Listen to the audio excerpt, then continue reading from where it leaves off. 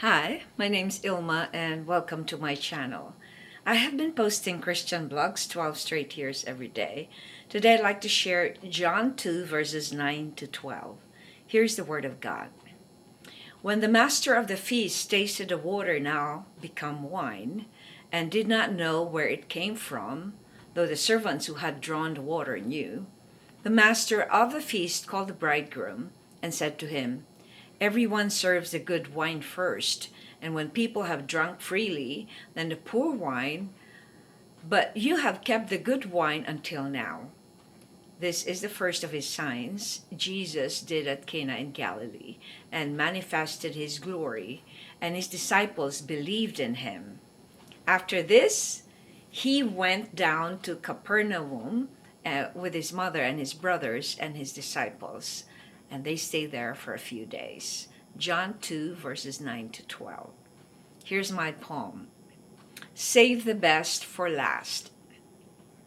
When Jesus performed his first miracle in Cana, he did it very secretly in front of the servants only. Yet the evidence of such sign was experienced by many. The best wine was served for last, and his followers had faith. Here's my commentary. In an article in positivepsychology.com, they speak of the peak and rule, which is how mental shortcuts shape how we see what's happened and how to use them to make difficult situations more manageable and enjoyable ones even better.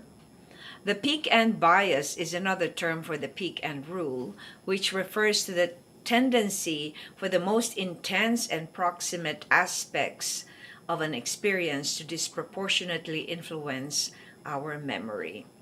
In this first miracle of Jesus at Cana, it only mentions that Mary and the servants were the only ones who knew that Jesus made the turning water into wine.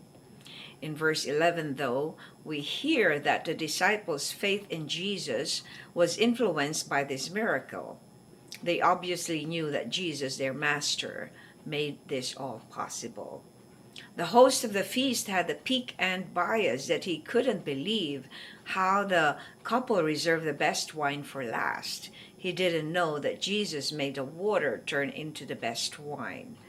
In my opinion, the pique and bias could have influenced the disciples to believe in Jesus because of that experience with the wine. Reflection. Why do you think the timing of the miracle was made towards the last part of the feasting on that wedding at Cana? Why not right away? Well, if you could recall that Jesus was invited in this feast with his disciples, and in those times, in ancient times, it is the bride and groom who are responsible to serve all the food and the wine. So I am, in my opinion, and I'm surmising that maybe they had more than enough guests that they could handle, so that by that celebration they were running out of the wine. And remember how Jesus answered Mary when the mother asked him to do something about the wine, and he said, "Woman, it isn't, my hour hasn't come." So I'm thinking that Jesus does only things that the Father tells him. And this wasn't the hour for him to bring out the signs or the miracles.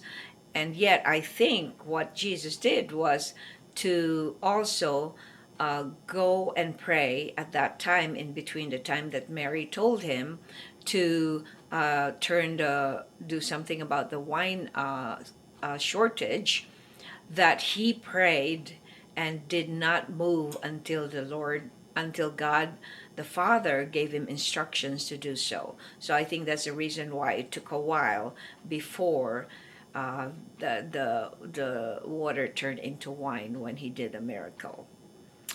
So the saving the best for last is another encouraging twist on this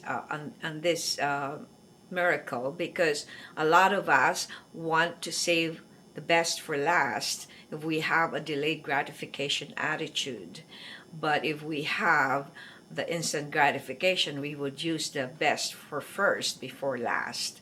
So I'm thinking, but they're talking about this peak and experience or peak and bias, where the last experience would create more an impact on us than any other thing during the course of that experience.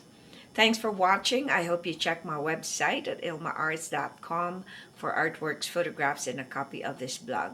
Please subscribe to my channel on YouTube so I could make more videos and give you the Word of God. And if you haven't already, check over 3,000 videos I've done over the years I've been doing this daily. Just type on YouTube search or Google ILMA'S Palm Devotional. Have a wonderful day.